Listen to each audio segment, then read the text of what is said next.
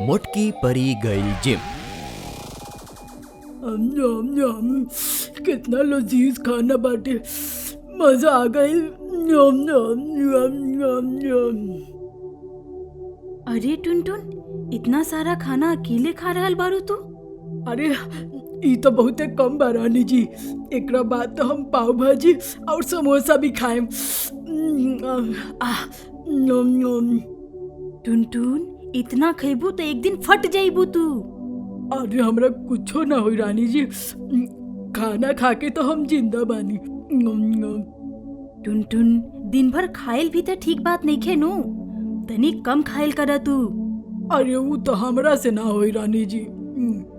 अरे रानी ठीक ही तो कह रहल बाड़ी टुनटुन, इतना खाइबू तो बहुत पछताइबू तू। अरे जा जा, हमरा के मत सिखावा।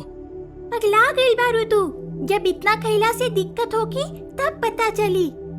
रानी परी और रूबी टुनटुन के समझावे के बहुत कोशिश कैली, लेकिन वो दोनों के बात के नजरअंदाज कर देली।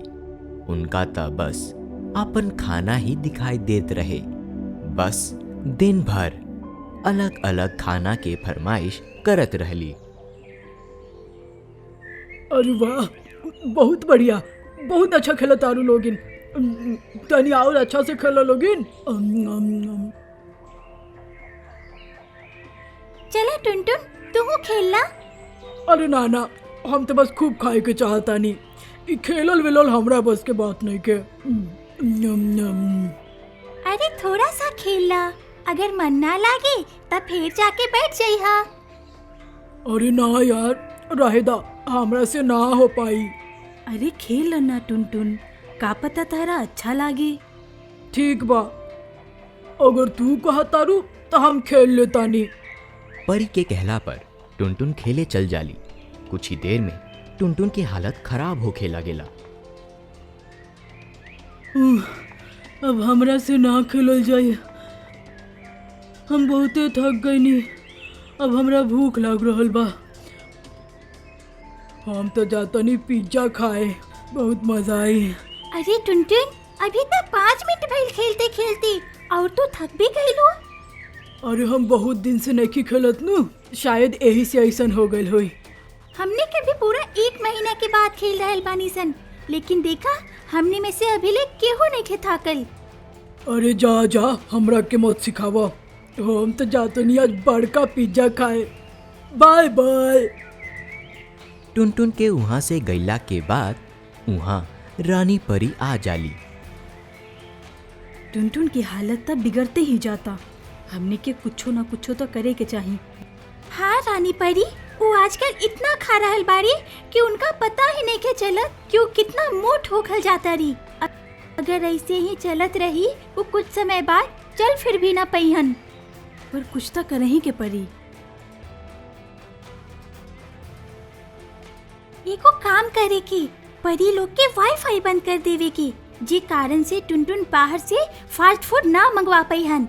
साथ में अपन रसोई घर में बने वाला खाना के भी कम कर देवे के, जेकरा से वो कम खाइहन। बिल्कुल, हमने के आज से ही ऐसा करल जाई। सुन लोगिन, हमने के परी लोग के वाईफाई के कनेक्शन काट देवे के। जी रानी जी।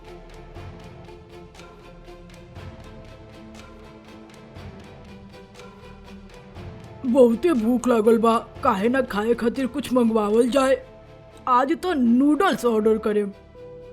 अरे इ नेट काहे नहीं के चलत, लागत कि कोनो खराबी आ गई बा। कोनो बात ना, रसोई में जाके देखत तनी, का पता खाए खातिर कुछ मिल जाए।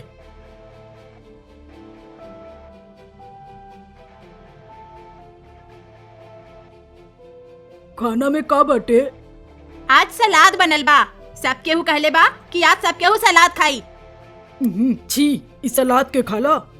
खाए के बा त इहे खाए के बा, और नइखे खाए के तभियो इहे खाए के बा। हम ही सब ना खा पाएम।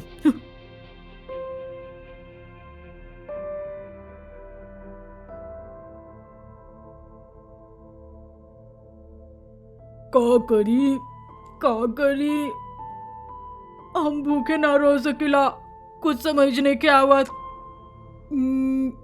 बगल वाला कमरा से वाईफाई के पासवर्ड ले लेता नहीं, ये सही हुई।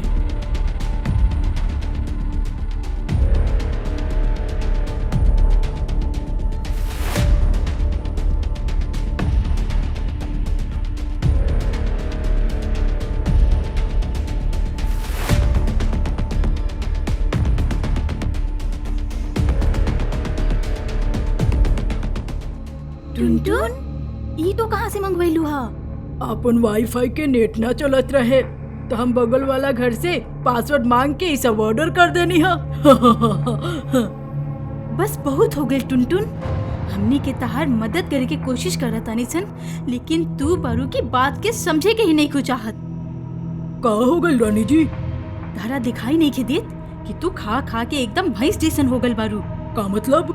मतलब कि तू बहुते मोट हो गई बारू, नाता आगे चल के बहुत बुरा हालत हो जाई। हम जैसन बानी वैसे ही ठीक बानी। अरे भागा भागा भागा जल्दी, आज ये परी लोक में आग लग गई। केने मारो लोग निकले, लोग जल्दी भागा। हे भगवान, ई का हो गई? चला जल्दी से यहाँ से निकला लोग। चला टुनटुन, तू निकला।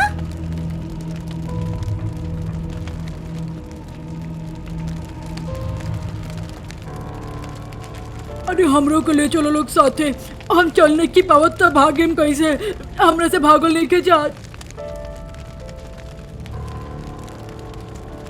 लेकिन टुनटुन भीतर ही फंस के रह गई, उनका से भागल ही ना जात रहे, जे कारण उ थक हार के बैठ गईली। जेकरा बाद रानी परी के क्रेन के बुलवा के टुनटुन के बाहर निकाले के पड़ल।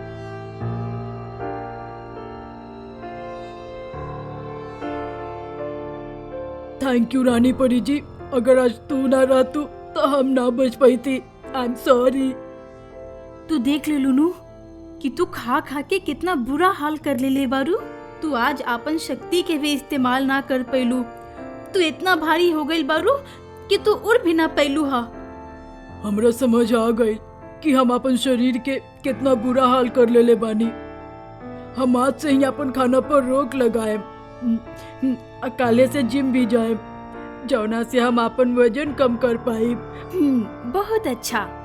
टुनटुन अगला ही दिन से जिम ज्वाइन कर लेली, साथे साथ वो अपन खाना पर भी कंट्रोल शुरू कर देली। पूरा 1 साल तक मेहनत कैला के बाद टुनटुन अपन वजन के कम कर लेली, जैसे परी लोग के सब परी बहुते खुश हो गईली और टुनटुन के उनकर मेहनत के शाबाशी देली। ओ दिन से सब केहू खुशी खुशी रहे लागल। हेलो फ्रेंड्स, हमनी के कमेंट्स करके बताई कि ये कहानी रउआ लोग के कैसा लागल। ई कहानी के लाइक करी और अपन दोस्तन के साथ शेयर भी करी। बाय। अगर रउरा लोग इनके हमनी के कार्टून पसंद आवता तो एकरा के लाइक करी, शेयर करी और सब्सक्राइब भी करी।